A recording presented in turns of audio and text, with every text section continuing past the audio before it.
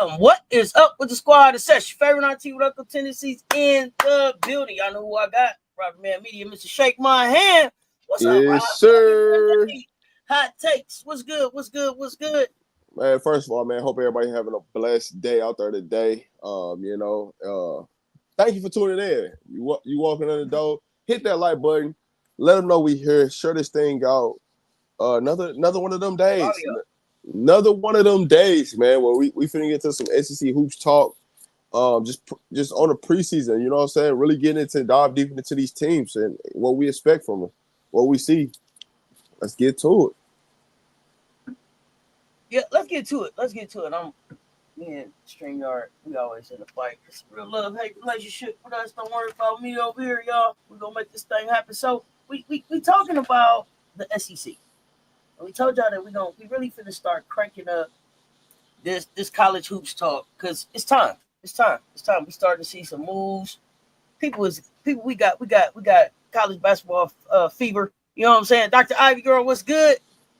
We ready to get back to college basketball, even though we love the WNBA hoops right now. We ready to get back to some college hoops because that's just where it all started. So we're gonna break down these conferences, and we start with the SEC.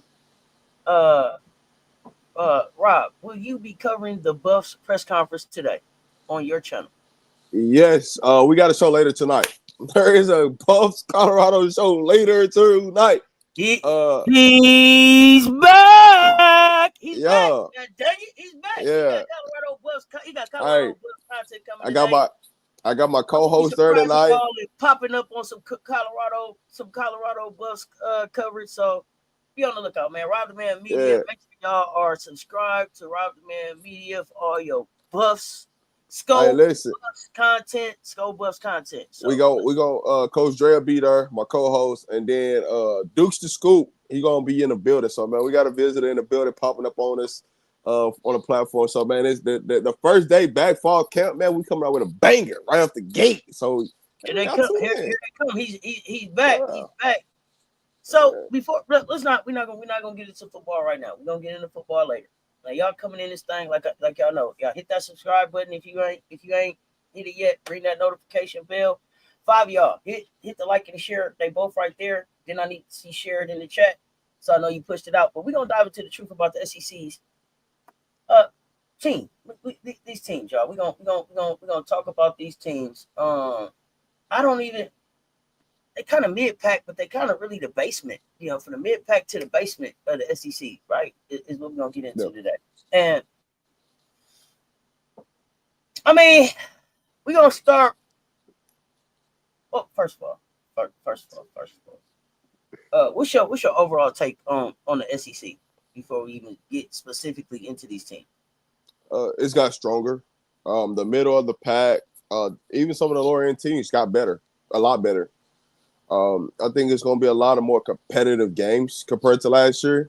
Last year, you've seen a lot of blowouts. You've seen a lot of teams that just didn't have it. With some of these coaching changes, with some of these teams, the league has got stronger. I'm projecting 10 to 11 teams to be in the tournament with a possible 12. And that's out of 16 teams. That's a lot of teams to get into a tournament.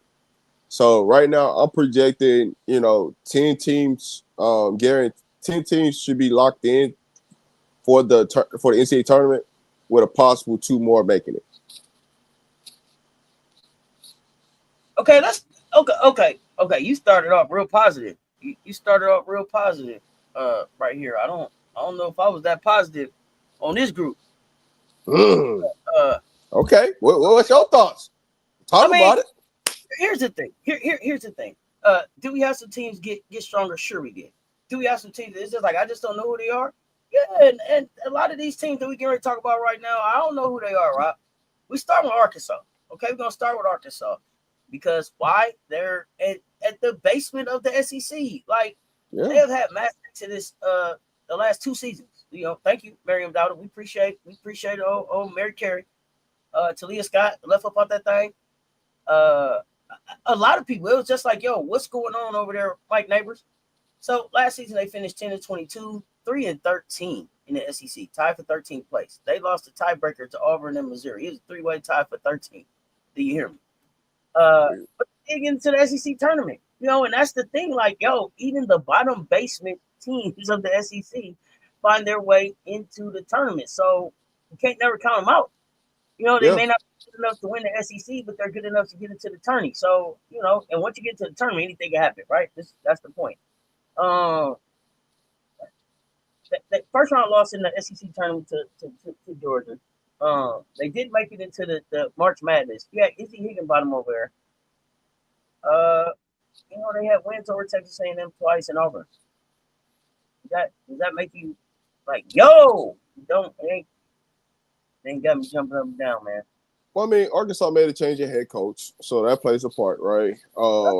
Did they bring it? Did they bring in? Yeah. So, you know, new coach, right? Brought in, she hasn't, she's had success other places, but this is the SEC we're talking about, right? We're not talking about, anything else outside the SEC. This is the SEC. I'm curious to see what the non conference schedule looked like, to see what's really going on. But when you look at the team last year, right, they struggled in non conference. That's a Okay. bad sign. Okay. Let me ask some Arkansas specific questions. Okay. What caused the collapse of this program? Right? Is it roster? Is it coaching? Is it culture? What Both, causes this type of collapse? Right? both. And when you think back to last year, was there any stretch where you're like, yo, Arkansas looks salvageable? Uh, I don't think they had the roster to play at the SEC. Right? You need SEC talent. You need athletes. You need or you need some shooters. Right? There's a lot of things that they were lacking: size, athleticism, rebounding. You will get killed every single time if you don't have that. Every single time. So who did this team ever have a true leader on the floor then? I guess you would say no. No. What should the Razorbacks prioritize? Talent or toughness? Uh, and the SEC toughness. Yeah, I'm about to say, because it ain't no talent. At 10 and 22, 3 and 13, ain't no talent looking at you. No Yeah. talent is looking at you. Best thing that, if Arkansas should have did, Rob, they should But have been right see, over there. They should have been right over there at the Arizona border, waiting on all that talent running out of Arizona because there wasn't no money in Arizona. That's what they should have did. Best thing but they could have seriously, did. They should have been in the portal tough. And I don't remember hearing Arkansas do anything in the portal, but go ahead. Go ahead. I mean, she came from Oral Roberts, right? Mm-hmm. You know what Arkansas did? This is what Arkansas did. All right, man, you know the team that smoked us in non-conference? We're going to go hire that coach. Because that's what happened. Mm-hmm. Oral Roberts smoked Arkansas at Arkansas by 20. Oh, we need her over here. Now, she brought three of her players from Oral Roberts to Arkansas. Mm-hmm. She did do that, right? Mm-hmm. So I expect them to be offensive-wise better because she's an offensive coach. She's not a defensive-minded coach. She's an offensive-minded coach, right? And so can they understand how to play unselfish and sometimes be a little selfish in certain instincts, right? I think they're going to play a lot faster than what they played last year. They're going to get up and down the court based upon who the coach is and her previous stops and what she likes to do, right? Okay. She's a three and ball spray type of coach, right? She want to spread you out. She want to spray the three. She want to score a lot of goddamn points, and Well, she want to turn into a track meet. So are you telling me when you look at the roster, you see some shooters? Do you see shooters? That's what she brought in. Okay, well, let's go. Even Let's go. Mayberry from Kansas. I like that kid. That she can make some things happen. I think that might Now, be their biggest key addition, right? yeah, Mayberry from Mayberry. Kansas.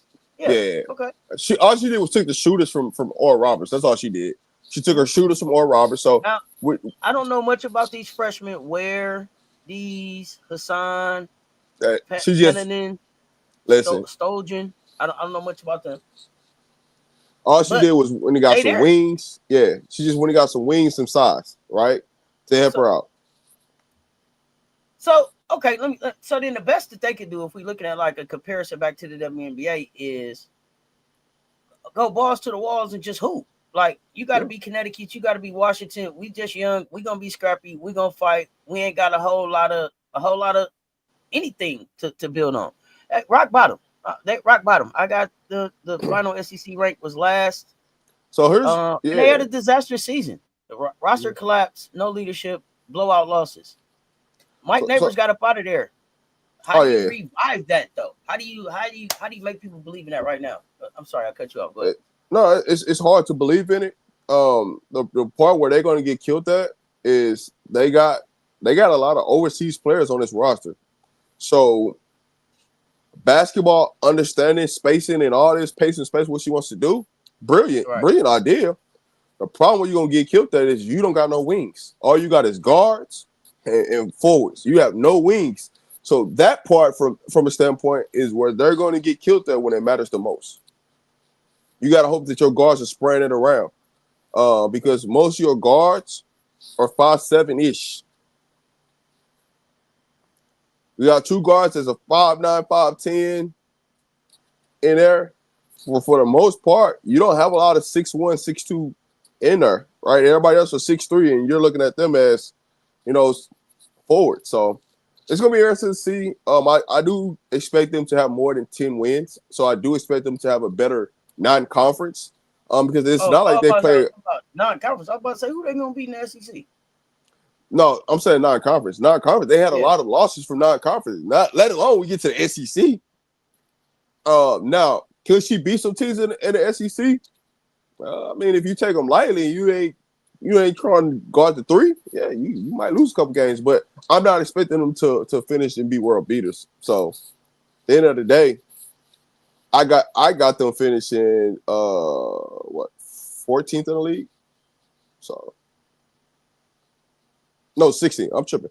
I got them finishing last still in the league. Between 14 and 16, somewhere in there. And the thing is, a lot of 14, 15, and 16 might be tied for 16th or tied for 14th, however you want to look at it. Yeah. However you want to look at it. 25 in the chat. One of them likes anything else you want to add about Arkansas before we move on to the next squad?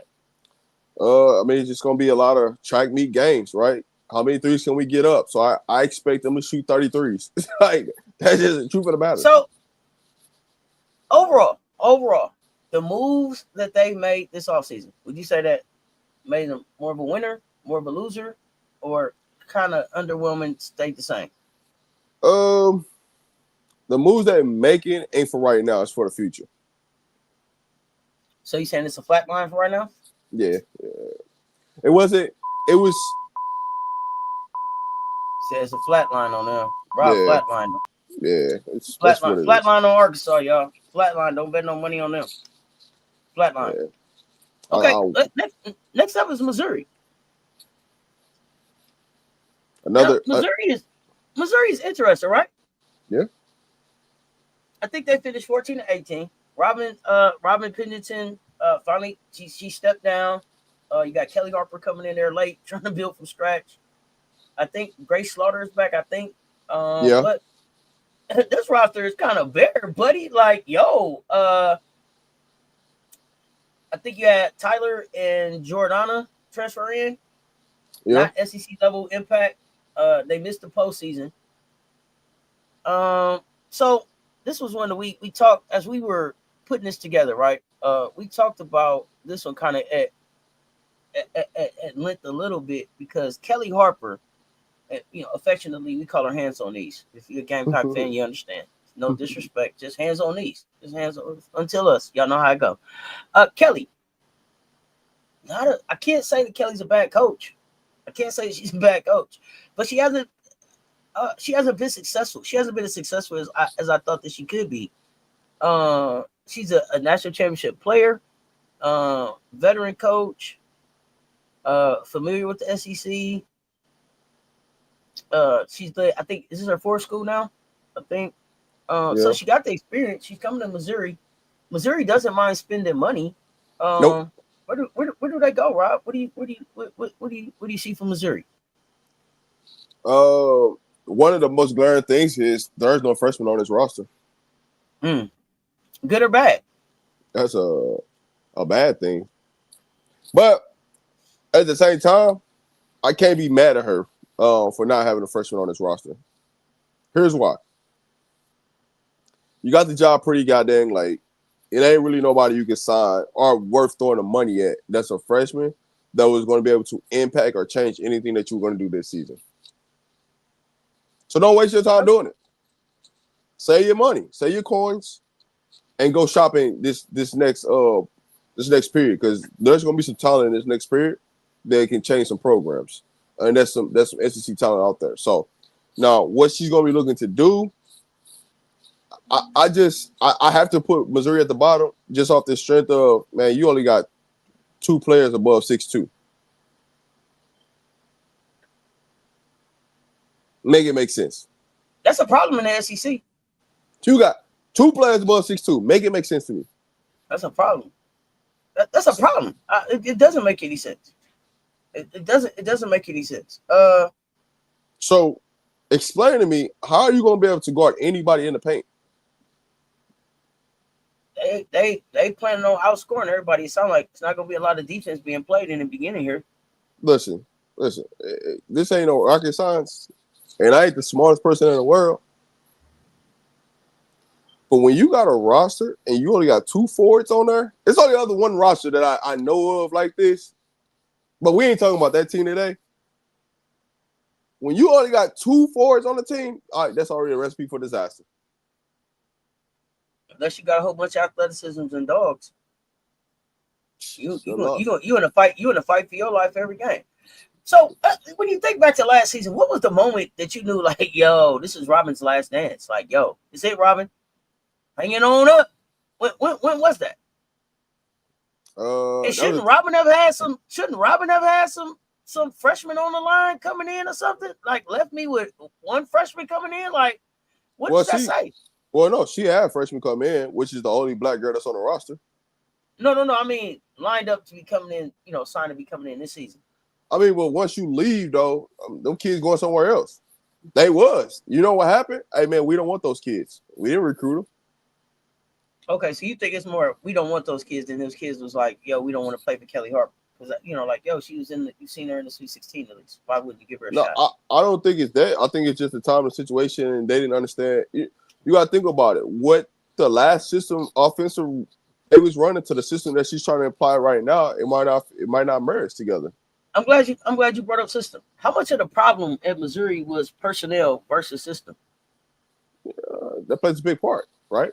If you can't recruit the players to fit in your system, then you have a problem, or you need to adjust. And that's one of the things that's more personnel. That's one of the things with Missouri. Missouri's always been, they've always tried to have a solid post player and shooters around them. That's always been the system they ran. And they failed at it for the last several years. And nobody's ever changed it. And that's what the part where they messed up. Yeah. How would you grade Missouri's off-season failure? Coach transition. The coach transition. Coach transition? Yeah. It's an upgrade for sure. So I gotta give credit where credit is due. They definitely did an upgrade, in a sense. But the roster's the real issue. Looking at that roster, it ain't too much you can do. Looking at that roster, can you tell me one team in the SEC that you think they can beat right now, as currently constructed? And y'all tell us in the chat too. Don't be silent. Hey, Missouri fans, chime in. Let us know. Tell us back up off your team. Chime in. Let us know what we forgot or what we're missing. I just don't know if they got enough help there to really make a lot of noise. But on the other hand, is Missouri and Kelly Harper, are they committed? For the long haul. Will Kelly Harper have 4 or 5 years there to really build a program? Or is she on a short lease? I don't think she's on a short lease because Mizzou always get her coach's time. So I don't think that'll ever be an issue. It's only one instance where Mizzou has fired a coach under 2 years. And that's just because you just didn't see any progress. And the last time that happens when they brought a Division II coach up on the men's side and gave him a job, and he just couldn't get recruits to Mizzou. and that was the biggest issue. It wasn't that he couldn't coach; he just couldn't get the personnel there. So, unless you show Mizzou that you can't get the personnel to Columbia, they're gonna give you time. Speaking of Columbia, Kelly got to make that trip. She got to leave Columbia and come on to Columbia. We'll see you Yeah. down CLA. We see you down to CLA. Uh, how do you expect that team to perform under that pressure? I expect a lot of 20 balls to get put on Mizzou's head. Woo, a lot of 20 balls. You think a lot of teams in the SEC will beat them by at least 20? Yeah, right now it only look like they'll beat Vandy. They're not gonna beat Vandy. They ain't gonna. They damn sure ain't gonna beat Vandy. Yeah. Donovan, what Vandy you talking about? Damn sure beat Vandy. What Vandy you talking about? Man, Vandy is a stretch. Vandy is a problem. Vandy is a top 5 team in the SEC. We better go check Vandy out. Did you watch what Caleb Blake this offseason? Yeah. Vandy who? Oh gosh, no. Missouri beating Vandy? How? Please help me understand. Yeah, man. That's how I take down. That's how I take down. Please let us know where you got Vandy at. And I just want to know where you seen that at, because I know. No breaks Blakes. Thank you, FM. Oh, no breaks Blakes ain't playing this season. Oh, she playing on both ends of the floor or the court. What? Yeah, no breaks Blakes ain't playing around. And if you think it's because Camille Pierre is going, think again. Hey man, has anybody seen ADR since you got the Vandy? Anybody heard anything about ADR since she got the Vandy? Don't worry about it. She working down there. Oh, I know. Because if she wasn't, you know how I know she working? Because if she wasn't, that is the one player that it would be all over social media. If ADR was at Vandy not doing anything, it would be everywhere. I guarantee you, when you see ADR, you're going to be like, who the hell is that? I don't recognize her. I guarantee you, when you see her, you're going to be like, hey, yo, who is this? What? Shay Rouse, that girl got the kid. That girl got the Vandy. Shay Rouse said, they just gave me a mountain of clay to mold. Yeah, okay. Happy Monday, Smalls One was good. Yeah. So we break it down. We break it down SEC first. We gave y'all last episode. We gave y'all our coaching ranks and where the way too early rankings for the teams. Now we get into the nitty gritty of each one of the teams and kind of why they ended up where they ended up on the on our rankings, starting at the bottom and working our way up to the top. You didn't have no team that they could beat, so there's that. Where you got to finish it? Just throwing Vandy out there is crazy work. Yeah, that one shocked me. I thought Georgia and Florida or something. You know what I'm saying? Yeah, I thought you could have. I thought you would have took. I thought you would at least took Arkansas, because we just got done talking about them. But you went straight to Vandy. Oh, that's the last place they want to see. You shocked me with that one. Woo, that's a hot take. I'm waiting on you to come back through with that one. Hey, I'm gonna tell you, Vandy got some real size, and if you only listen, they ain't gonna better block Vandy off the glass. That's they about to cook on them. And then Malik was pointing out this young lady that'll be back. Is it Sasha? Is it Washington or Williams? Like a Swiss Army knife, kind of like a Alyssa Thomas kind of player, do a little bit of everything. Washington, that's her name. Yeah, just stay patient. Sasha Washington. Yeah, that's the one. I'm waiting to see Sasha Washington with no breaks Blakes and ADR. Hey, listen, Vandy got a team. Do y'all remember Vanderbilt from last season? Yeah. Okay. Maybe not.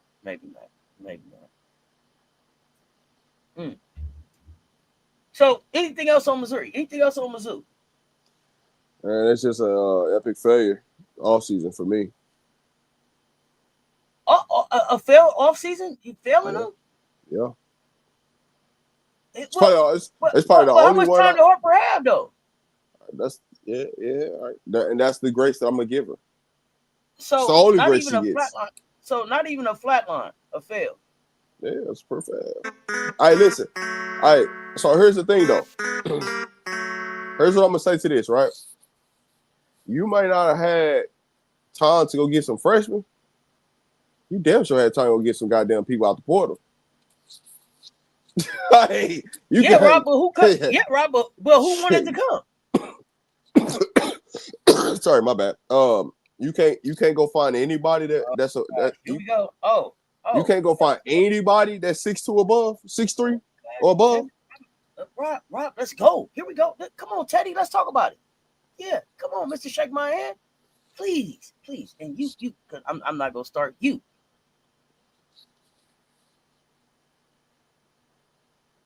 What about Del Rosario? Makes you think she'll be better than she's been the last 2 years. Her coach, her school, her program, the development that takes place at Vandy, the fact that she was Yeah, an ESPN top 100 and they made her not love basketball no yeah. more.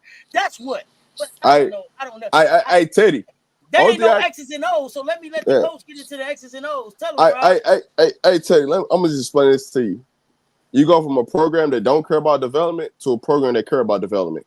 You're gonna go to a program that don't care about what your weight, your size, your height looks like, or you look like a basketball player, to a program that's going to make sure that you look like a goddamn basketball player. That's gonna be the biggest difference, right? She's gonna be in shape. She's gonna look like an actual basketball player on the court and be able to move, you know what I'm saying, laterally, north and south, be able to make shots, be able to score in the paint, play at will, and be on the court at a long time. Don't worry about it. Don't worry about it. You know how I know this? I ain't got split.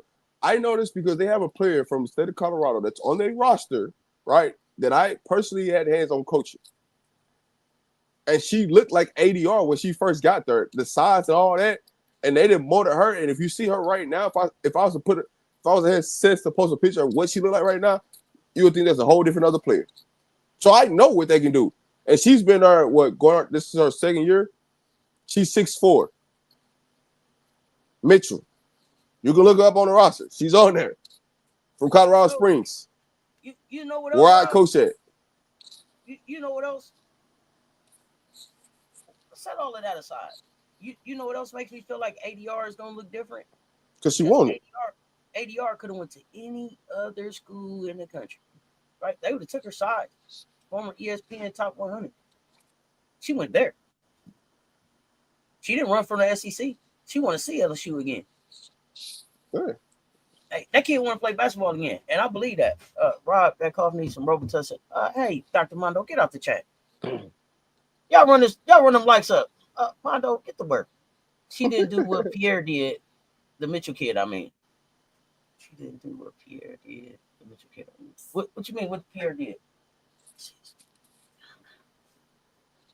What did the Pierre kid do? I don't know. What happened? Don't worry. Just relax. Her time coming. Everybody's on their own timetable when it comes to development, right? Everybody's on their timetable, on their own timetable when it comes to certain things, as far as, you know what I'm saying, when they're gonna prosper. Her time ain't yet. But what I can tell you is what she looked like from out of high school to what she looked like in college is a 90-day difference. Everybody develops at a different speed of rate in college. That's all. So, and then let me ask you this: Was she asked to do what Pierre did? No, she wouldn't ask to do that. As far as produced for Vandy last year, is there time this coming season? Yeah, I mean, this is her third year going into the program, right? The first 2 years, she had to get her body, you know what I'm saying? You can look like a clay of something, right? But I gotta mold you into something, right? And so the first 2 years is just working on transferring her body to get right, to be able to do something, right? She played a lot more time than she played her freshman year. Her freshman year, I mean, it wasn't no expectations. Now, year 3, it's time to, it's time to put it on. She appeared in all the games last season, right? In her freshman year, she didn't. She only appeared in 15. So when you go from printing 15 to now printing to 33 and playing all the games and printing all the games, that's a 90-day difference. Now it's just, hey, we need you to come out here and score, be dominant, right? And control and block shots.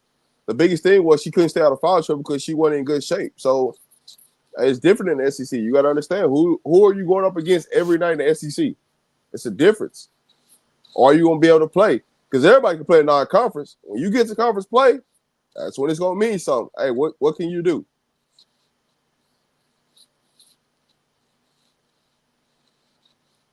I mean, yeah, I think when I'm just glancing real here, you see the continual growth. You see the continual growth. Why do y'all think Del Rosario wasn't motivated both years at LSU outside of Kim Mulkey? That's it. That's it. That's it. I feel like. Well, let me back up. Let me back up. Marvin, what's good? Here's the thing. Here, let me say this. And Russell, only bring facts to the chat. Appreciate you hanging out over there on the Instagram. Let's talk LSU for a minute. I think what we saw missing from LSU last year was a leadership. And I keep talking about the fact that nobody is giving Angel Reese the credit she deserves for the leadership that she brought to that LSU team for the 2 years she was there. One of those years ended in the national championship. One of those years ending in a loss, deep into the tournament. Go back and watch Del Rosario when she got on the floor with Angel versus the opportunities that she got on the floor when she wasn't with Angel last year. They put Del Rosario out there like she was some type of bully. They put her out there in situations where they wanted her to just go out there and hack and bang people up. They didn't put her in situations where they said go and use your talent and your skill and your athleticism to really go hoop. I was sick of seeing her out there like some bully hacking on people, like she was some just. This is a kid that was top 100 ESPN. I correct me. Was she a McDonald's All American? Yeah, Or close to it. she's a So McDonald's All-American. at the end of the day, to see a kid that was a McDonald's All American, ESPN top 100, right? Go to LSU, end up in, I believe she ended up with 2 surgeries. This is a kid, and I told y'all from the gate about about Del Rosario. When Flage did the interview 2 seasons ago and said that the kid cries in practice, you knew then it was a problem. Hey, how you go from scoring 4 points a game, 3.5 rebounds, to only scoring two points and 2 rebounds? Make that make Two sense. two ankle surgeries, and practices full of tears later. She's at the end of the bench eating her fingernail. Couldn't wait to get in the goddamn transfer portal. I told y'all, hey, listen, some of these players, and I don't know if this is as true on the male side, but especially on the female side, you have to build trust. You have to build a relationship. Yeah. If you don't have that with your players, they're not going to show up and play. I'm gonna check. I'm gonna like. All right, so let's break this down. Go ahead. But this is Come on her on. bio, right? Let's talk about it. She played in all 37 games her freshman year, right? We talking about Mitchell right now. Oh no, Or back sorry, to Del Rosario. Del Del Rosario. Rosario. Yeah, she Okay, played in all all right, let's go. 37 games, right? Mm-hmm. She grabbed 10 rebounds in 2 games, right? Out of them 37 Okay. games, she went 2 games where she grabbed 10 boards. She averaged 4.7 points and she averaged 3.5 rebounds per game. She had a 27-point performance her freshman year. Now let's go into last year, right? At LSU. She played in 28 games.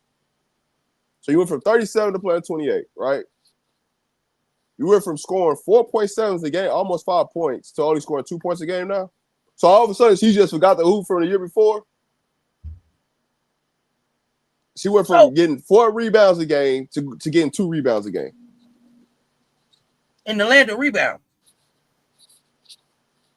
because all they do at LSU is rebound. They double queens down there. But Rob, I got a question for you.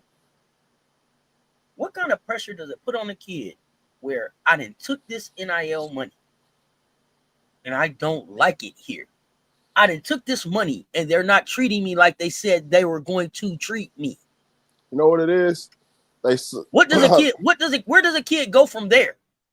Well, you don't Because know they're that. looking at you saying, you took the money." Well, you can't see year 1, you can get away with that. Year 2, you can't get away with that, right? They sold her a dream year 1. Oh, we got Angel Reese here. We can promise you all these things because you playing next to Angel. You know what Angel gonna do? Angel gonna feed you the ball. Regardless of the fact, you gonna be mad, sad, or indifferent. Angel gonna make sure the bigs get touches. She's showing you that Now, was good now, also.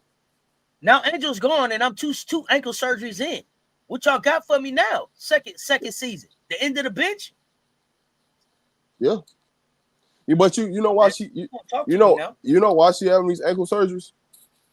Cause she's not in shape. Cause they ain't got no strength and conditioning down there. Okay. Talk to me. Talk to me. How much is that on Mookie versus her being motivated? A lot of that is on Mookie. Your strength and conditioning. A Listen. lot of that is on Mookie. Yeah, because once the season over with, hey, the keys go to the strength and conditioning team. They don't go to Mookie. Those keys, your keys get stripped because you can't be in the gym with them.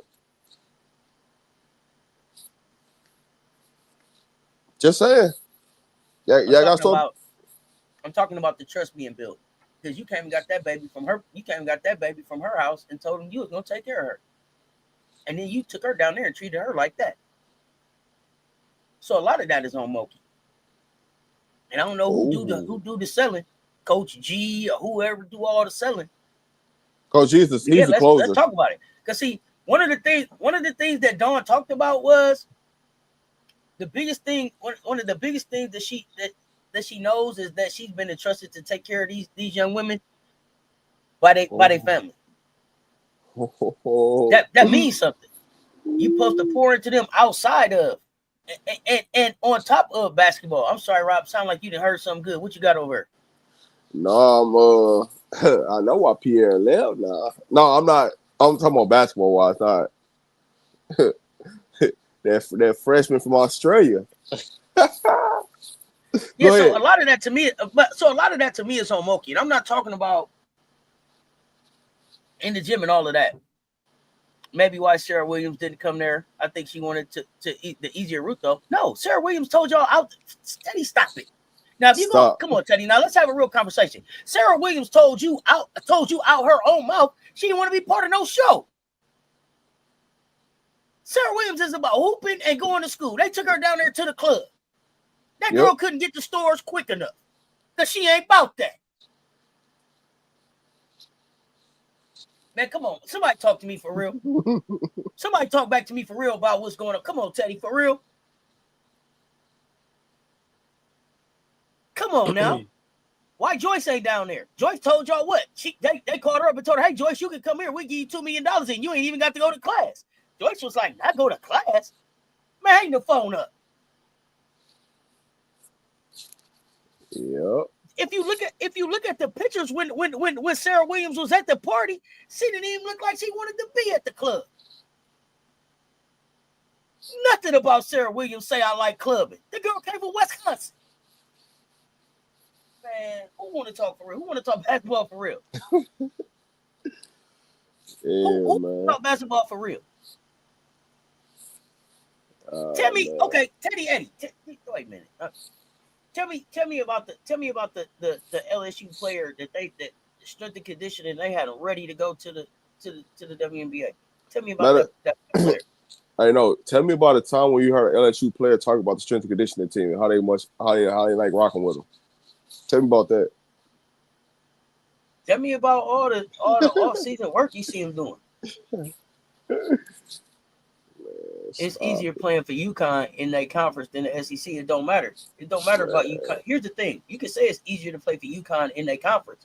But here's the part that you skipping at Teddy Aiden is that UConn don't duck no smoke in a non-conference. So whatever is going to be easy in the conference, your ass got to get through the non-conference that Gino going to put you through. So miss me with that. Miss me with they easy conference. Because the flip side of that is LSU is eating cupcakes all through they non-conference. Rough side of the mountain, East Baptist Christian University. Stop. Come on now. Let's have a real conversation. Let's have a real conversation. I think the biggest piece is people be so afraid hold them accountable. You don't think it's easier to play for LSU and Kim? Sometimes me. They ain't even got a offense. It's hero ball down there. You know how easy it is to play for LSU? Play for Kim than it is to play for Gino? You can't even be yourself with Gino. Stop playing with me. What? You know how easy it is to play for LSU? Listen. Rob, let's talk. It's so easy. Let's talk. It's so easy to play for LSU. If you told me, I ain't gotta go to class. I ain't got to show up to the gym. I can selectively show up to the gym when I feel like showing up to the gym. I ain't really got to go in a weight room. I can just depend on my talent. Shit. I ain't got to call nobody out. You called them out about their schedule, and I'm telling you how. You said you called UConn out for having a easy non-conference. They're an easy conference schedule. They're in the conference they're in based on who their football team is. If Gino could be in any other fucking conference, he would be. You don't think if Gino could be in that SEC, he would? Oh goddamn, he would, because he's that type of competitor. He's not in the big leagues because he just want to be over there. No, that shit burned him up. That's why he got them out there running through goddamn mountains in the non-conference. But Kim is cool. Let's think about what Kim told us out her own mouth. Hey, baby, because she make her schedule like that. She cupcaking it all non-conference. When it comes to the conference tourney, what she told you? I don't care about that. When it came to the development, what did she tell you? I'm not here to develop. I'm here to win. What did she tell you? I'm here to host. I'm here to make sure that I host the first 2 rounds of the NCAA tournament. And if I get to the Final Four, then I got a chance. So tell me about who I need to call out. Because see, you brought them up. You shot the straight at UConn on some bullshit. Now keep it a buck. And don't move the goalposts. Don't get to talking about Notre Dame and all that shit. Let's stay on the topic that you brought up, goddammit. That was UConn and LSU. So let's talk about it.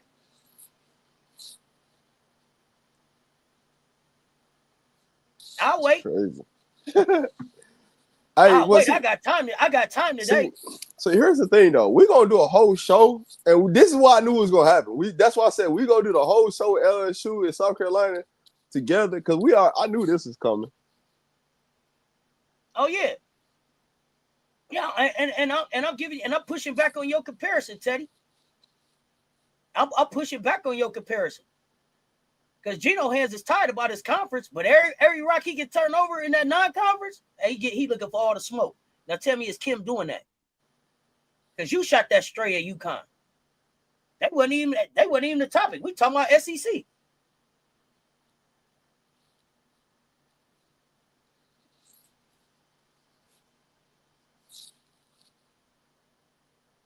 Oh man, if y'all seen the post Coach G made when the girls were working out, you could tell the girl that transferred from Notre Dame was uncomfortable and out of place and timid. Oh God.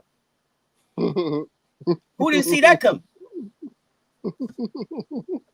Who didn't see that coming? Y'all thought. Here's the thing. Y'all tell me the truth, LSU fans. Y'all saw Kate and Flau'jae hitting the club together.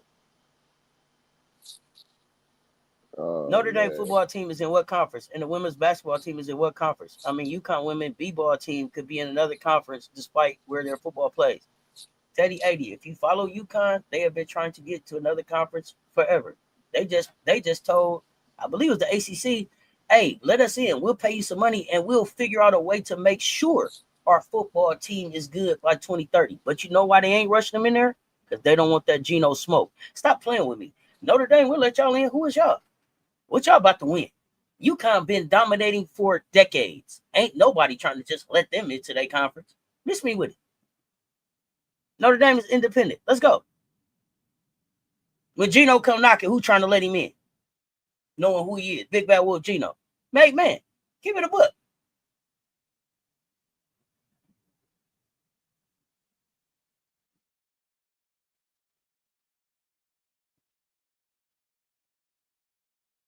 Keep it a buck. Ain't nobody say, hey, Geno, come over here. Because they know it's a loss.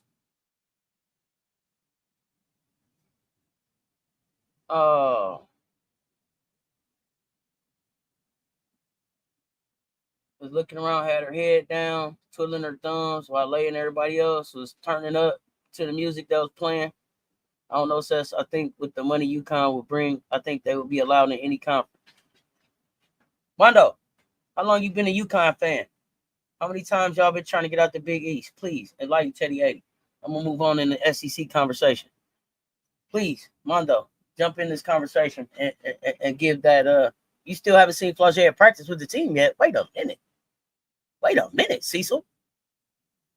Where's Flau'jae, y'all? Hey, Coach Rob over there. Where's Flau'jae? What? Hey, where's Flo? She was with Team USA, but I don't know. She's been on her little tour since she got back. So a music tour? No, she been putting up some WNBA cities, things like Okay, that. okay. Well, Brad say, don't worry. Kate's okay.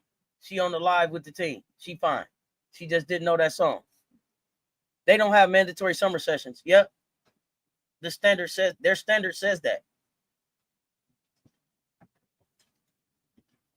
Yep. Nobody has to be there if they don't have a standard about championships. Oh, I love that she's doing the back to school program. I heard about that. I love that. But how serious do you take a program that doesn't have a mandatory summer session? Not very serious at all. Let's be real. Not serious at all. What does that say? When you look around and everybody else is working out right now and we chilling. But see, here's the thing, though. I tell a lot of people, right? Oh, I A know lot of Flage people. ain't working. I know Flage ain't working. I don't know about that one, but I mean, I'll give y'all that. You don't think? Wait a minute. Hold on. You know how I feel about you know how I feel about it. I'm gonna wait. I'm gonna chill. I'm chilling. We got a whole show on it. Okay, we got so a whole, listen. we got a whole show. I'm gonna chill. When does she burn them out? She don't burn them out in the summer. She don't burn them out in non-conference. She don't burn the bench out because she don't play them. What is the plan down there? Yeah, I'm chilling. I'm leaving alone. When do they? Let me know. Cause I'm gonna go full in detail. We got a show on it. So we build it. We build it. So we build it. We're gonna talk about these teams today. We're gonna talk about some other teams on Wednesday. And then don't y'all miss on Friday because that's the one you waiting on. We're gonna talk Gamecocks and Tigers. We're gonna talk Gamecocks and Tigers on Friday at 12. Be here. Yeah, you better be here for that one because that's gonna be one of them ones. Cause I might go in on LSU. Y'all might not like it, so y'all might be wanting to get y'all fact checking and everything going on right now, and whatever y'all need biblical to do. Come pull up on Friday. Y'all can keep acting like Kim Recipe gonna keep working. Y'all keep acting like Kim Recipe gonna keep working. Kim Recipe is like it worked at one point. It's like them diets of the 80s, them diet pills, the people be taking the pills, and then 20 years later you hear that. Are you suffering from Are you suffering from lack of development, lack of summer training? Has your game not quite turned over all the way it could have? Let us know if you were at LSU for 4 years. Yeah, then our shit get to looking like that. you get to something like that and get one of those quiet warnings. Quiet warnings when it's time to go pro. Quiet warning when it's time to go pro. ESPN title contender list and in this order. SC, UConn, UCLA, Texas, LSU. Oh, yeah, Moki definitely needs to update her playbook. Yeah. Are you suffering from Moki PTSD? LSU Dynasty loading? Ah, man, shit. Yeah. Baseball. They play the hell out of some baseball. Down there? Yeah, they probably got a Dynasty loading. LSU Dynasty, they had a football Dynasty, too. Now, are you talking about a basketball Dynasty with them guards? Man, let me get off LSU. Let me move on to these other teams we're supposed to be talking about. Let me get back to the subject at hand. They got you sidetracked. I'm about to get off topic. We gonna get to y'all get all y'all LSU questions together. Y'all got all week. Y'all got all week. We here all week. I'm gonna say, I got 4 more days, man. Y'all get all y'all questions, all y'all concerns. Hey, listen, if you want to pull up, if you really feeling froggy, if you want to pull up Friday, you know what I'm saying? We'll drop the link for you. So here's the thing. How Flage transfers over. Yeah, we will see how Flage transfers over. We will see that. Because I don't know about Angel. I don't know if there was any development there with Angel. Flage is going to be a great one. HVL didn't really. That's not a good representation. And Morrow is not a good representation. Back-to-back Elite 8 exits with 1 year, having no one recruiting class, a transfer portal. Yeah, that's it. But like Kim say, if you get me to the Final Four, I got a shot. But talk about it. We digress. Let's move on to Georgia, baby. Talk about it. Georgia. Let's talk about Georgia, baby. They finished, I think, 13-9. They got some newcomers in. My twins got out of there. They pulled off a mid-season upset, I think, over Kentucky. I think Georgia beat Kentucky, y'all. No. Georgia beat Tennessee. How? I don't know. Georgia beat Tennessee. And Tennessee, and remember, Tennessee beat UConn. So I don't. It's hard to explain on any given day. On any given day, anybody can catch an L. They had some defensive pressure. They had some scoring droughts. I felt like, and I think we talked about this, Rob. They didn't have a lot of size. Did anybody they brought in look like cornerstones? The Twins went to India, and Summer went to Georgetown. I mean, they got a good freshman I like that's coming in. She's 6'1". She's gonna be solid. Oh dang, 6'1". Boy, they can't get 6'4", 6'5" up there, huh? Well, I mean, the freshmen that they brought in, I mean, because they went and actually recruited some freshmen. They got 2 kids from the state of Georgia. They got one, from Maryland. I don't know how they stole her from Maryland, but they stole her from her. That's 6'2". But they don't really have. Actually, they got a 5th-year senior that's 6'6", which I don't even know how she still has eligibility. But it's time for Woolfolk, Maya Woolfolk. It's time for her to step up. She's 6'3". It's a sophomore year. She had a good year last year. I mean, solid year last year. It's time for her to step up. They got some size down low. Is it somebody that you gonna put your hands on and say, hey man, give me the ball, throw the ball to her? No, but they got some decent pieces down low. But I do like the freshman they got coming in, the guard, that's 6'1", which something that's what they need. I think Georgia on the borderline is they can either be tremendously bad or they can be tremendously decent. No in between. Was the offensive scheme last year broken or was it missing personnel? I'll make sure both.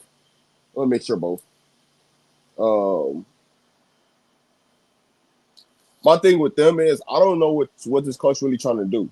Like I told you with Georgia, there's no way in hell that they shouldn't be getting better talent at Georgia. They got a lot of talent in Georgia. Like if you really want to put hands on it, they shouldn't even have to recruit outside the state of Georgia unless it's just a kid that you just can't miss. Because it's too much talent. Well, we talked about it. I mean, if they were able to keep talent, we would be talking about a school. And it's crazy because remember, I don't know if y'all watched her interview, Georgia. Flauché wanted to go to Georgia. She said Georgia didn't even recruit her. Yep. That was the school. Flauché wanted to go to Georgia. They didn't even call. But you think about Flauché. Well, you have to think about it. You got to think about it. Her brand was bigger. A lot of these people's brand are bigger than the women's basketball team. Yeah, that's why they don't like recruiting them. Yeah, but here's the thing though. How do I level up? I don't level up by being in the room with the same in the same room with people on the same level I am. I level up by being in with the people that's just in the room that I ain't in. God damn it, that's how you level up. That's what I'm trying to get to. Just imagine in this NIL era, if they were able just to put them kids on their roster, how much the NIL money would change, how much the bag would change for them. Just make business changes. Well, I mean, come on. I mean, listen. It would have been Flauché on the team, Raven on the team. They would have had a shot at Latson who came through Georgia. You would have Fagan come through. Like Georgia could have been, they could have been a powerhouse type team. You say a young high school freshman Morgan Reckley from Georgia. Not familiar, but Mondo, please send me that name in the Discord. I would love to check her out. Georgia's pathetic when it comes to basketball. Even the men. Yeah, I don't get it, Rob. A lot of talent. But you know what's crazy? What's crazy though? It's on both sides. It ain't just the women's side; the men's side the same way. It's just that's what X-Tab said. Even the men's, like I don't get it. Yeah, the thing about it is when is the state of Georgia? I mean, when is the University of Georgia going to say, "Hey, man, let's go get 2 real coaches that understand like they did in football, right? They finally decide, hey, man, let's go get Kirby Smart, somebody that understands the landscape, the business of the state of Georgia. Hey, how about let's go get 2 basketball coaches that understand the landscape of Georgia? You might be better than what you are and get there a lot faster. Absolutely. Yeah, you actually might recruit the state of Georgia because when you start hearing kids talking about, man, they ain't even recruit me. You got to look at yourself like, man, what? Like, because I said that for Colorado all the time. Like, yo, it's a lot of great players that they let leave because they just flat out just don't recruit them. And it's like, man, what the hell are you doing, man? And I don't even know. But Rob, Give me one headline. Give me a headline that sums up Georgia's year. You are who you are. You are who you are. So, did they win? Did they lose? Did they flatline with their off-season work? I'm going flatline.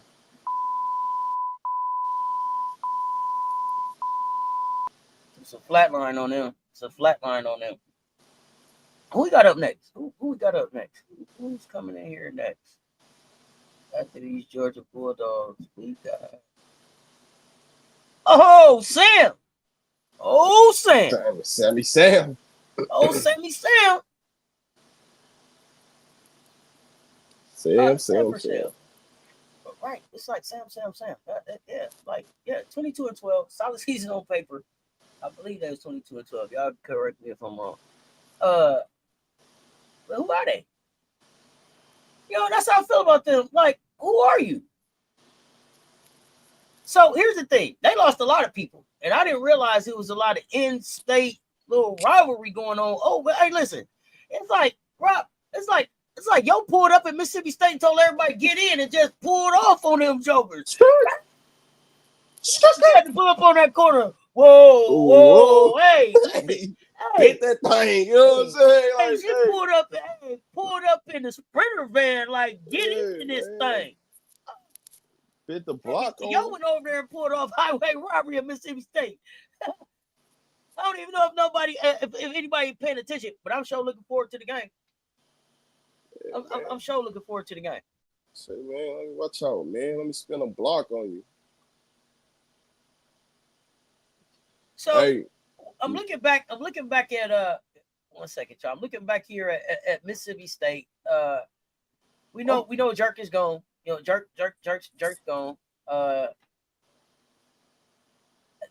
was kind of like the start. Denham is gone. Go ahead. I'm gonna say this is off the rip. If Sam somehow gets fired, if I'm Georgia, I'm calling him. Why? One thing about it, he can find you some wings. He can find you some bigs. Now he might not know what to do with them, but he can go find you. Here's the thing. Here's the thing, Rob. Here's the thing. Here's the thing. Here's what I said. If Sam gets fired, Sam and Jody need to team up. Oh yeah, because Jody needs recruiting and Sam needs coaching. He needs X's and O's. So if they could get together somewhere, and I don't know if that's at Georgia, if that's at Texas A&M, whoever get fired first, they need to be trying to be a package deal to the next place they go. Them two need to work together. And Jody was already at Georgia. So look, give Georgia a call if they're looking around now. But Sam, you don't need to go nowhere by yourself. You need a coach with him. But he's a hell of a recruiter. He'll sell you. Hey, listen, sell a ketchup popsicle to a lady in white gloves. You hear me? Hey, he's selling you. Sam got you down there. But once you get down there, you ain't gonna do nothing. And that's the concern.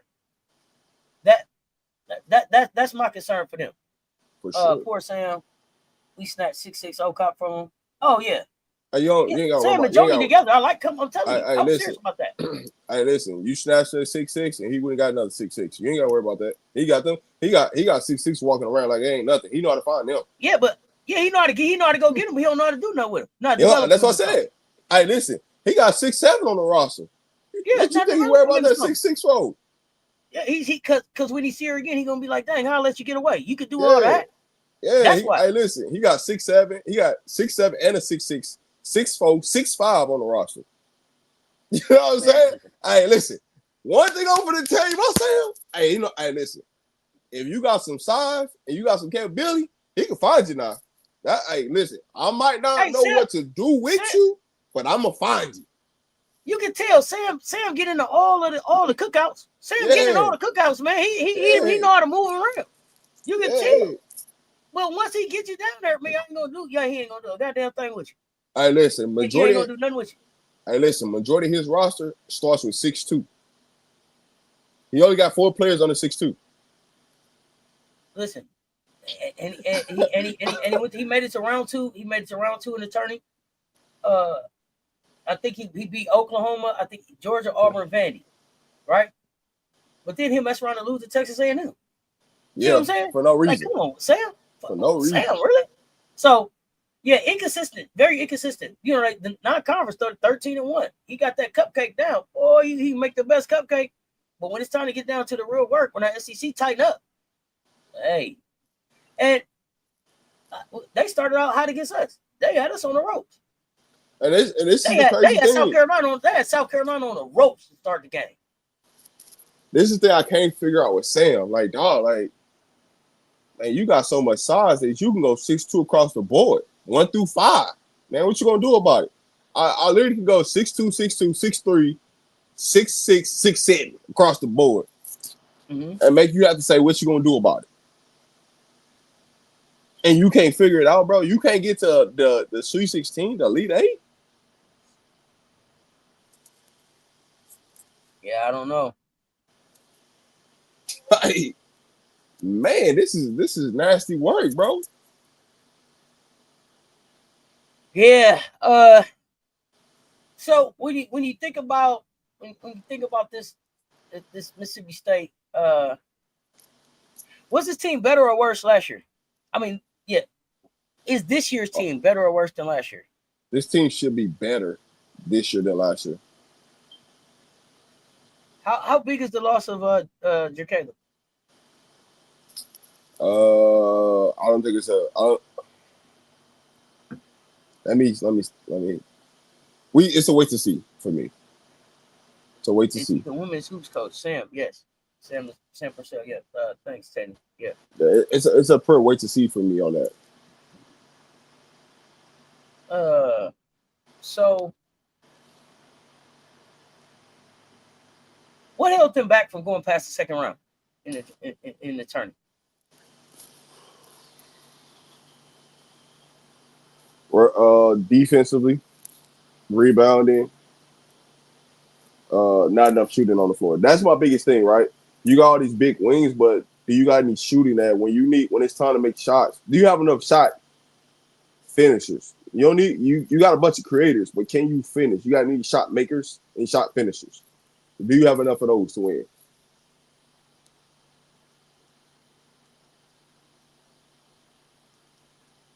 That's the real question. I don't know. I don't know if he has enough shot finishers. Okay, so what do you like best about what Sam did this offseason?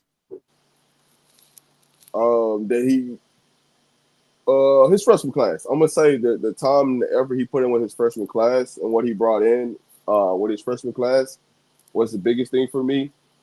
Now, it's still to be determined what it's gonna look like when it all finish up. But I think the biggest thing he did was his freshmen.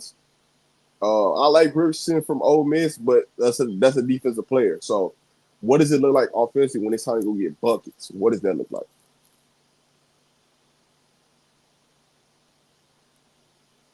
Oh man, listen. That was You know that what's crazy anchor. though? You know what's crazy? I'm gonna give him a passing grade for the offseason. Even though I Really don't have how?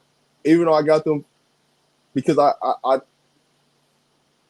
think they have. Ocott was the anchor. They lost the anchor. I get it, I get it. But sometimes when you lose the anchor, it creates pressure for other people, right? It forces people to say, "Hey man, I gotta go into this offseason and get to work. We ain't got that to rely on no more." So with that being said, I think they're gonna finish a game or two better, but it's still that game or two better still gonna put them at the bottom of the SEC. So you got the winner in a loser bracket. Okay. Yeah, All right. We'll take that. No more die. it's Yee! it's just because it's the biggest thing is just because of the simple fact of like how good the SEC is. Like think about it. You was at the bottom of the SEC last year and you won 22 games. You know how hard it is to win 22 games in the collegiate season? Like they actually had a solid like non-conference. It wasn't like they played Kim's schedule. They actually want to play somebody. They didn't play Kim's schedule, but let's keep rolling. I want to make sure we get through all these schools. So we got old Joni next. Old Joni. Uh, Texas A&M Aggies. I think Joni's seat is on fire. Uh, we are rooting for Joni not to be the finest thing in the unemployment office. Just don't be that. Okay, keep the job. Uh, they lost in the SEC first round of Tennessee, but Joni beat Kentucky, she beat Georgia, and she beat Ole Miss. But then she lost to Missouri, Auburn, and Arkansas. Like, you know, I make it make sense. And listen, Aisha Coulibaly going down. Aisha Coulibaly going down last year was the be all end all for Joni's season. It started and ended with Coulibaly. That was all she had down there. Shame on her for that. Uh, we're not really clear who her whole new roster is, because Still low. still loaded. Is this season gonna be more about who left or who shows up? We can't even answer that question. It's got to be So more much, about who shows up, because the people that left yeah, didn't do that before anyway. So it better be more about who shows up. yeah. It's so much That's what incomplete. It's a lot of incomplete going on. Shit, we don't know what she got. Hey, listen. Well, you know what, Rob? I don't think they ever believed in themselves last year. No. I don't think that they ever had a real belief in themselves last year. And so, do the portal fails come down to fit or development? I mean, with Joni, like for me, it should be development for Joni. Like I just, for all the background knowledge that you got, for all the resume that you done built, like at what point do you focus on development of your program? So, okay, when you see a player like a Janiah Barker, right? Janiah Barker was at Georgia with Joni. Joni recruited Janiah Barker to Georgia. Correct me if I'm wrong. And then Janiah went with Joni to Texas A&M. And then Janiah left Texas A&M and went to UCLA. And then Janiah ends up in Tennessee. So is Janiah just a Rolling Stone, or she's just a Rolling Stone? Does that say something about? Okay, it's not Joni then in this case, and that's what I want. I can't. If you felt like it was more about the coach, or it's just like, hey, I'm a move around type of player. Yeah, I can't blame Joni on nothing goofy like that. Like that's pure, and that's pure on that player, man. When you get players like, I mean, think about it like this: if a kid do that in high school, what you think they're probably gonna be in college? So here's the thing: I tend to look at the high school with a little bit of caution or asterisks on it, because sometimes I feel like that's the parents moving the student around more and the athlete around more than it is the kid being like, I want to go to a different school, I want to go play over here. Me being around the business so long and understanding all of this stuff. First thing I asked is, are you in the military? Like, are you a military kid? If you're a military kid, I say, excuse me. Yeah. I say that because I've seen coaches come up to kids and be like, "What district you live in? Well, you got an auntie stay over here. Have you ever thought about playing?" It's like, damn, man. Let the city be the city, right? Like, we don't have to influence it like that. That make it fun. Let the talent come from where it come from, and then we meet and figure it out. But that's just my peanut gallery view. You know what I'm saying? I've seen these coaches trying to get these kids to move around and all that funny stuff. Oh, no doubt. Trust me. If I say this, when I was in high school, if all the kids that live in a school district I lived in, and we all stayed together, and I'm talking about these are my boys. We all played. We played in the streets. Everything raised up, grew up together. But we all went our separate ways instead of playing for the same school that we lived in. And we all played for that same school district. We had 4 state titles every year I was in high school. Easy. I believe it. And the reason I'm saying this, right, is because somebody, a guy seen us, took 3 of them, and with 2 of us stayed at the same school. Well, them 3 ended up winning state title 3 years in a row. Mm-hmm. But it happen all the time. Yeah. But had we stayed together, we went all 4 years because we were in a lower conference. We were in a lower division than them. So we would have won all 4 years. But It's stuff like that happens. I see it happens every day, all day. Can Janae Kent be the star for this program?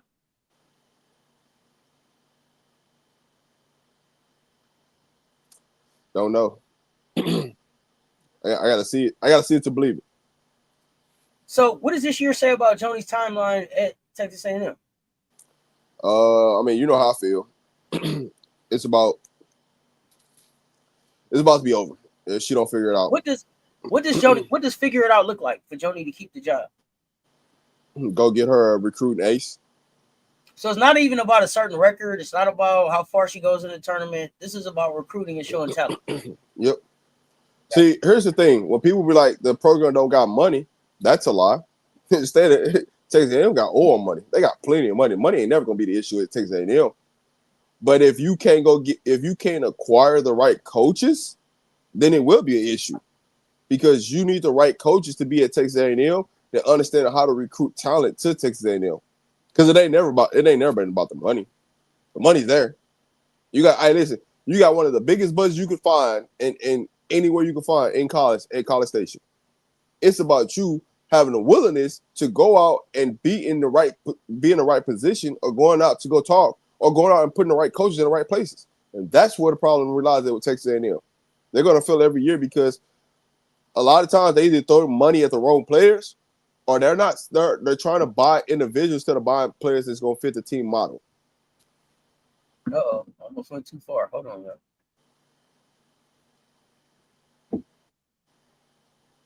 So when you look at the team model, it take a lot of money to get me down to College Station. I know that we have to talk. You have to cut a real deal. I don't think it will be. Like I said, there's a lot of talent leaving out of Arizona. They could have cost some of that talent going down to SMU. That's what I'm saying.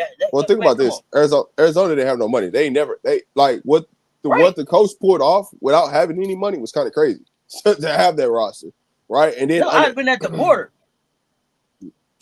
man. Listen, with my Cash App out.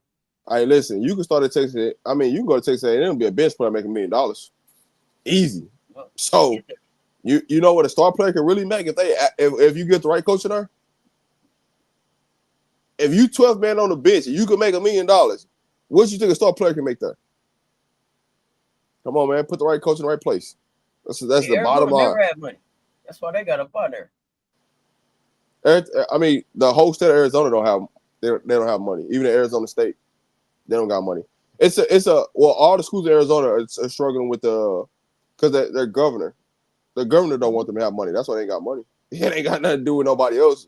Hey, your governor, who your governor is. If your governor don't support the football program, the basketball or the basketball program, you might well get up out that state, because ain't nothing changing until the governor jump on board. So, but hey, we're here in Florida. We're at Florida. Let's talk about Kelly Rafe. And now, Kelly was pregnant the whole season last year.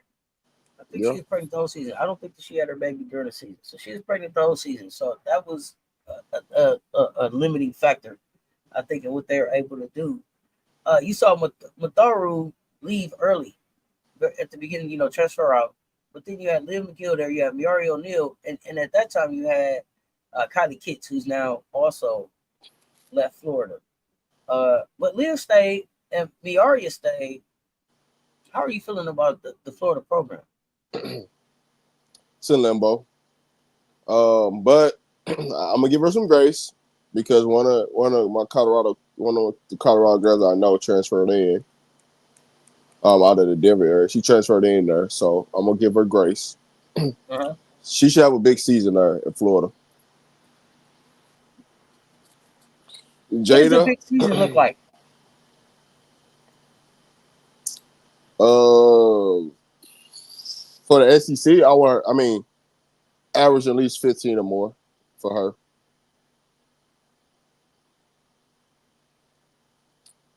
That's what I'll say. Averaging 15, 6-4. I'm gonna say that. Because she averaged 9 rebounds at UAB last year. So 15 six rebounds, give me 3 to 4 assists. I think that'd be perfect. That's a good season because she can get double doubles. That she never had a problem with getting double doubles. But being that it's better athletes in the SEC, there's a difference. So I don't want to put a high expectation on her. But be on the lookout for number 1 for Florida. 6'2" wing. She should have a good season. Will Liv McGill do enough to be considered elite among SEC guards? I think she got a running mate, which is Jada. So she got another running mate with her. So I think she should be fine. So with that being said, I don't think all the pressure's on her to be this great player.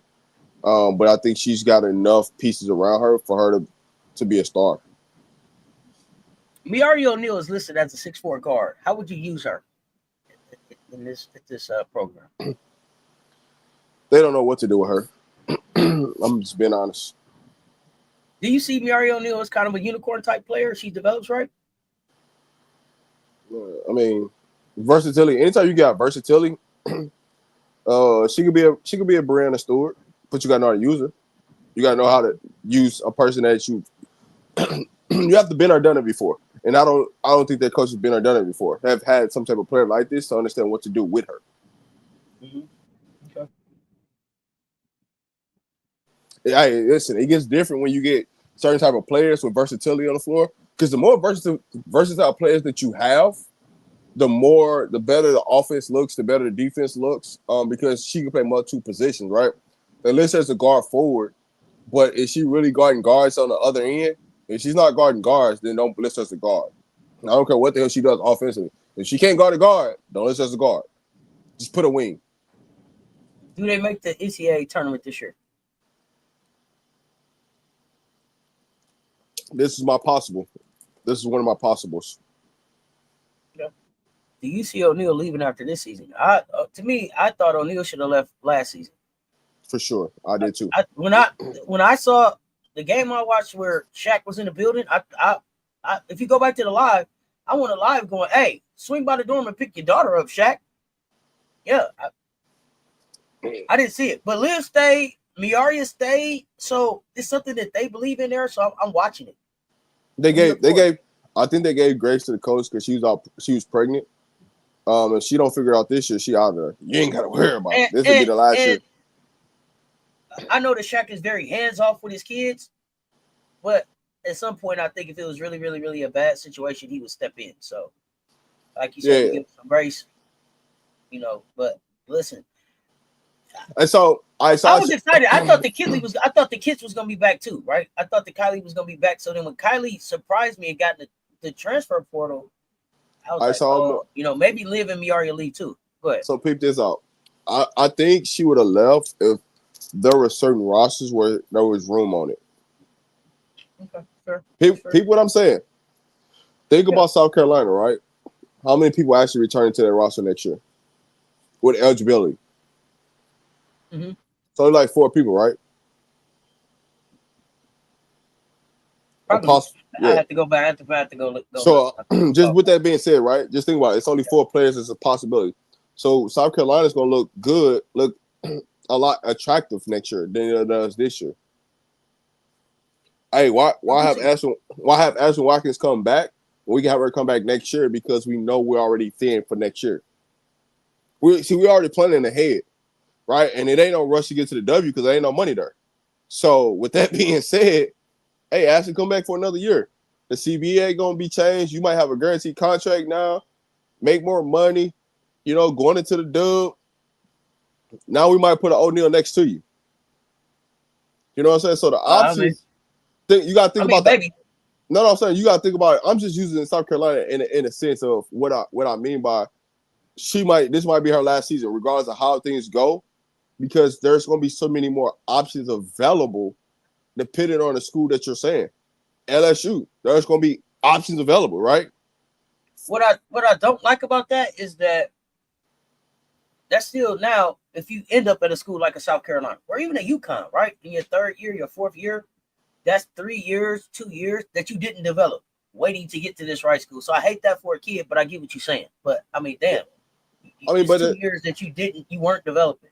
yeah, but you wasn't developing, but I also got to show versatility. I got to show that, you know what I'm saying, like I'm a capable scorer. There's certain things you got to show that built value to for you to go to the next school.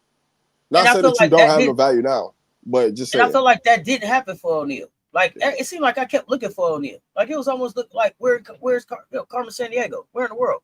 It was games you go back to like, dang, she still hurt. Dang, concussion. She took a lot of blows uh to the head. I think it was a couple blows to the head that like knocked her out of games. One to Yeah. maybe to the nose, one was a concussion protocol, something like that. Just it's like, dang, okay, hurt again, out again, hurt again, out again. And it was like, damn, at the beginning of the season, I want to say she was maybe getting 8 to 10, 12 minutes, and then it was down to like 2, 6, 4. Yeah. That ugly kind of, you got ugly. And it was like, damn, she's a 6'4" guard, if nothing else. Y'all ain't got no defense in the middle. Can y'all put her down there? I've seen her at least defend and protect the rim. So, like, I don't know. I just wanted to see the kid on the floor. So that was disappointing for me. But we give it grace, so we'll see what she does this year. What up? Got anything else on Florida? They gotta get it done this year. That's just flat out what it is, man. Ain't no, hey, listen, you don't get it done this year. Ain't no, hey, I'm gonna be the first person that's gonna let you know, hey, your time is up. I gave you grace for last year. This year, you gotta get it done. This last one that we're gonna talk about before we get out of here is one that I'm really, really, really looking forward to. Auburn. Auburn. Auburn. Y'all know I gave Auburn a hard time. Johnny always looked like she was on her way to the store. Like she was finna run to the store real quick with 2 losers. Every time she looked like she had just put that jacket on. I gave her a hard time. I'm glad that she landed on her feet at Baylor. I love that the talent that was with her, that came to play for her, still followed her to play for her as an assistant coach at Baylor. Let's see how that works out. Talia Scott out of there. Ting Dung out of there. And look, see ball, shoot ball, make ball. One of my favorite players, surprisingly, in the SEC after January. So I'm looking forward to seeing what she does in January. But Vickers, man, coming in out of Norfolk State, ended up in the tournament at a number 13 out of HBCU. Man, to go from being a head coach at HBCU to being a head coach in the SEC says a whole lot about what they think about this guy's resume and coaching pedigree. What do you think about the move, and how do you like or dislike Larry Vickers for Auburn? No, I mean I think it's a great move. It was hard, you're talking about leaving HBCU to get to Auburn. That's how many milestones you just jumped, right? That's a bunch, right? So I want to see it work from just that standpoint. To get blessed with this opportunity. Should I say it's almost Deion Sanders like? I don't know that I've seen another HBCU coach. Yeah. I mean, and I'm not saying that he's Deion, but I mean, I want y'all to understand the magnitude of how he just really moved some things around to go from Norfolk to Auburn. Remember, SEC is just me more, y'all. Yeah. That's a big move. That says a lot about, to me, his character, his coaching pedigree, the way he connects with his players, the way he builds programs. I want to say he was undefeated in the MEAC. I want to say he was undefeated in the MEAC last season. I think Gaston carried them a lot last year. Where do they find the offense this year, Rob?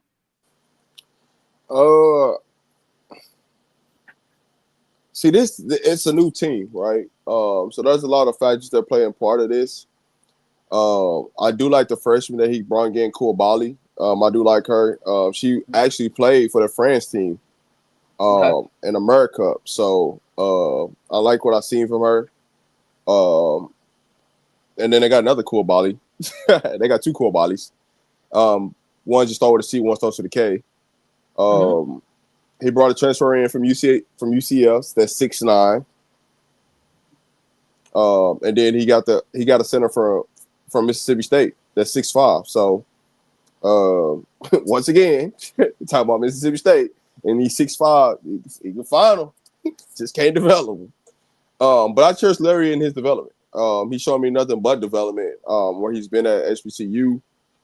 He's shown the success. He's shown the winning pedigree. There's the keys that you need to win when it comes to winning, as far as developing, putting in the structure, having game plans, being ready to go year in, year out. He's done that. So it's kind of crazy that he was the one who got the first opportunity, because the person I thought was really should have got the first opportunity was Tamika Reeves when she was at Jackson State. I thought she should have had an SEC job 2 years ago. But hey, man, shout out to Larry. I think he put together a decent roster. But my biggest question for him is, does he have enough on the wings to get it done in the SEC? Because he got Oh, listen. How far do you expect him to go this season? I mean, let's be honest. Like, I got to make it a tournament for sure. okay, But see, once he gets to the tournament, it's gonna come down to the matchups for me. Because if his team gets hot, if these guards play like I expect them to play, because he's got some good freshmen. He got a good freshman class. I could give him that.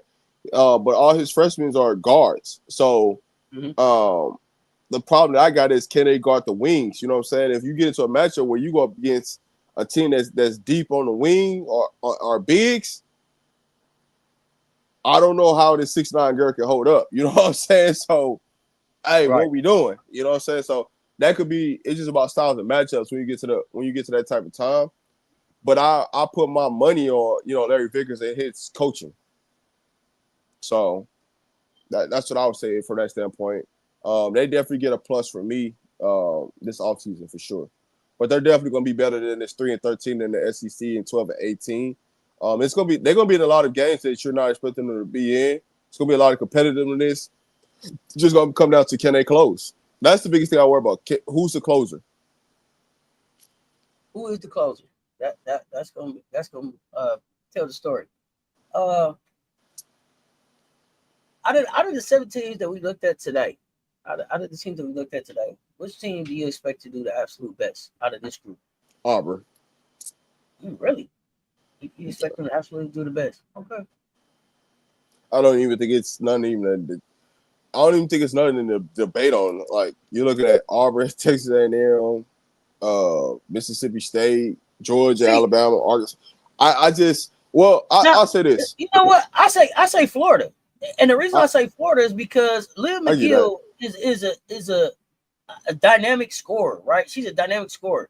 You get Miari O'Neal going and a couple other pieces with them. I felt like they had some length and some just some swag and some want to about them that's gonna have them in some games. So for me, out that group, it would be Florida, I think. But I'm kind of, Liv McGill is a shorter guard. I'm partial to the short guards, and y'all know I've been talking about Miari O'Neal since Robert came into the chat. And, he auntie, look at me, check on my cousin, check on my cousin, check on my cousin. She down here at this private school.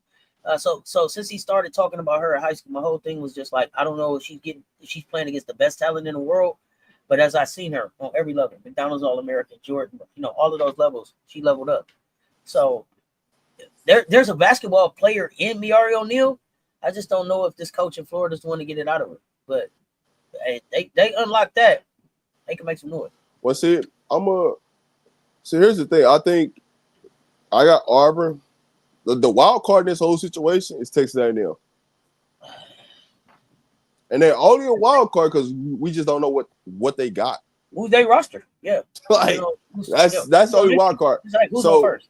So saying it's preseason wise, before any games tip off or anything like that, I'll say Texas A&M is a wild card that they could possibly end up as the best team. Maybe Johnny figures it out this year at Texas A&M.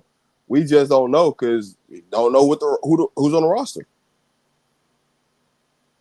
Exactly. I mean, and y'all let us know. Let us know in the comments. Y'all thoughts on this mid pack group right here. We looked at how they performed last year. What do y'all expect out of them this year? But as we get ready to wrap this thing up, last words. From 10 to 16, basically the team's 10 from 16. I think the league has got better as a whole. I think some infusion of players have come into the league to make the league better. I'm expecting the conference to get 10 teams with a possible 2 more to make it 12 for the tournament. So it's been a great conversation when you look at the SEC and what they got going on and how things stand. And to really dive deep into these teams, it's like, oh man, it's all right. This is what we're going up against, schedule wise, things like that. But I think there's still a lot of question marks in the league too, also. Oh yeah, we finna get into it. We finna get into some real questions. It's probably gonna get a little bit more heated. I'm gonna have a little bit more feelings about these next ones we talk about Wednesday. Wednesday we're gonna break down Alabama, Kentucky, Vandy, Oklahoma, Texas, Tennessee, Ole Miss. Even though LSU, Alabama, in our old, Alabama, yeah, UK, that's it. Yeah. Vandy, OU, Texas, Tennessee, Ole Tennessee, Miss. yeah. Even though we have LSU ranked at 4 on the list, we're gonna break down LSU and South Carolina last on the Friday show. So kind of in order, but a little out of order for these next two. So everybody else that's left except South Carolina and LSU will break those down on Friday in their own show. But y'all get in the comments. Let us know what y'all think. Agree, disagree, where these teams can go. What y'all think we're gonna have to say about these next these next schools that we break down. Rob got a Colorado show coming up later. I'm on just about 10 minutes with nephew HDI TV with Now What, the sound off. But looking forward to continuing to break this down. We got some hoop games coming up there. I can't let you out of here without getting your So give me your summary for yesterday. And we're gonna get your picks for today before we get out of here. How did you feel about yesterday's game? Did you get to see any of them? So I was on the go most of the day. I didn't really get to see them. To be honest with you, but I will say, glad the Aces got a dub, like I said they would. Go ahead. No, I just saw the news. Shout out Dion, man. God is good all the time, bro. I just seen this flashing. Dion battled and beat bladder cancer. Had no idea that's what he was dealing with. So glad to have Prime healthy and ready to go. Skull Buffs. So glad to have him on the sideline and back in Colorado. So let's go. I had no idea. Cancer, bro. You just never know, bro. So he had his bladder. He had his bladder removed. Yeah, I see. That's why this show is kind of hard for me because all this is going on. The press conference happening right now while we were talking, so it was kind of trying to do two things at one time and things like that. But yeah, shout out to Coach Prime. Man, it was I'm gonna talk about it tonight and get my thoughts together and everything like that. Y'all pull up and check that out. I had no idea. The Coach Prime is gonna be okay. Nobody. So here's the thing: nobody knew. This is the first time he's talked about it. That's why it just came out. I saw his son say, Pop was fine, and he'll talk about it when he's ready. That was the only video that I saw. That was so much going on. I'd almost forgot about it and just had thought about Deion's in Texas. Business as usual. You never know what a person is going through, and that just takes me back to what I told y'all the other day. Hey, don't be too cool to tell your people you love them, hug their neck, kiss their cheek, whatever that is. Let them know what they mean to you. Somebody woke up today that ain't gonna make it home today. You know what I mean? Somebody woke up today that ain't gonna wake up tomorrow. Don't be too cool to let them know they mean something. Yeah, if you start seeing people changing colors, you might want to tell them go to the doctor ASAP, because you never know what's going on. And that's one of them situations. That was one of them situations. If you seen Coach Prime during the draft, because that's when it happened. He's doing the draft right before the draft. He was changing colors. He lost 25 pounds. I mean, those type of things happen. Yeah. So you never know. You never know what's going on with people, man.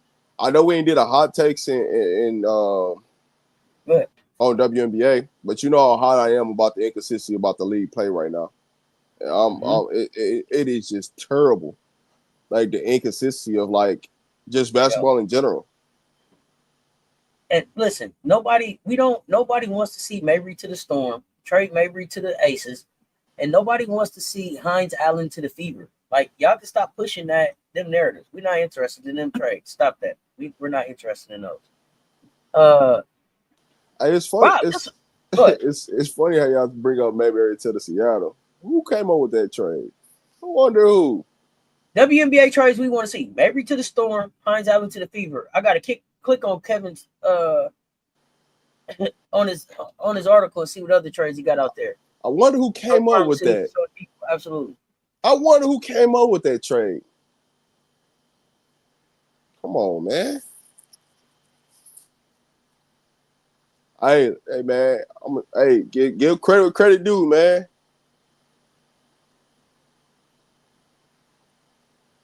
Give the credit where the credit is due. Because Wow, I know I'm what. looking forward to. I'm looking forward to getting you back on the hot seat for these next teams. Yes, sir. Be on the lookout. We got some WNBA hoops coming up. So tonight we got two games: Seattle and Connecticut. Who you got? Man, that's a coin flip. Just pick a side. Like that's crazy. That's crazy that you would say that. Nobody would have thought at the beginning of the season with Connecticut that they would be a coin flip in a game against Seattle. But they're absolutely a coin flip game. Go ahead. But hey, though, Connecticut has played Seattle very well all season. The thing about it is that Connecticut just busted up somebody yesterday. And I was like, they should have. How did they beat them? And it's just like, bro, what are we doing? Right? And then Seattle just lost the game where they should have been. And I'm like, Seattle, come on, dog. You got too much talent to be taking these L's you taking. Like, what is going on? But hey, and I don't even know what to take in it. I'm a roll with Seattle because I think NECA is just gonna outperform Monroe. I think that's the matchup that's gonna determine this win or loss. Tina Charles. I can't never be on Coach Rowe's side. Go Connecticut. I feel you. Go Connecticut. I can't never go with Coach Rowe. And Coach Rowe had to travel today, so now joining the conversation tonight. We'll make that one up for y'all. Coach Rowe had to get out of town. New York, Dallas. Who you got? I can't be on Coach Rowe's side. Go Dallas. Hey, this is another coin flip game. Being honest, this is another coin flip game. But Paige is day to day still, so I don't even know. No, Paige is playing tonight. They set her out on the first part of the back to back because they knew they had back to back games, so they set her on the first. They said rest. I just pulled up the injury report, I expected to see her off here. She's playing. ESPN still got her day to day, so that was weird. She's playing. Yeah, matchups matter for sure. Matchups matter. I'm gonna go with New York, but it's a toss-up game for me again, just because New York is like being New York. Well, everybody's being like this. I can't even say it's a New York thing. Everybody right now is playing 500 ball outside of LA. LA's all you want to figure it out. Hey, it's time to hoop. Like they trying to get back in the race. They on a 5-game winning streak. They the only team that really figured out right now. So, for outside of that, for the most part, everybody else been playing 500 basketball. The hottest team in the league right now. Yeah. Hottest team in the league. Yeah. They figuring it out, and they come for that 8th spot right now. And once they get to the 8th, it's all hell gonna break loose. It's up from there. And I can tell you this. Hey, Minnesota, y'all don't want to have to play LA first. I'm telling you this right now. Y'all do not want to have to play LA first. Y'all avoid LA, avoid Phoenix. Avoid LA, avoid Phoenix. Y'all gonna be some problem. But that's my little hot take on it because I've been, I ain't had the time to come up here and say it. So, all right, y'all. We appreciate y'all pulling up and rocking with us. Make sure you hit the like and the share on all the platforms. Follow us on all social medias. Man Media, Cess Talk Sports. Y'all know what it is, man. We back with hot takes on Wednesday, looking at these next teams. You never know when he'll pop up. I got lives coming up. We're gonna be hanging out for the games. Pull up. Yeah. Hey, listen, you don't never know when I'm gonna pop up. What I'm gonna be doing. I'm on the road this week, so content gonna be coming from all over the place. So hey, be ready. Lock in. Hey, subscribe. Make sure you subscribe. Man Media, baby. Subscribe because hey. If you want to hear some Buffs talk, some football talk, pull up on me tonight, and we will be locked tonight. So hey, let's get it. All right, y'all. And I'm back in just about 3 to 5 minutes with now what the sound off. Until next time, y'all know what it is. Stay tuned. Talk soon. Me and Political Lil got some heat coming. It's Man Media, Cess Talk Sports.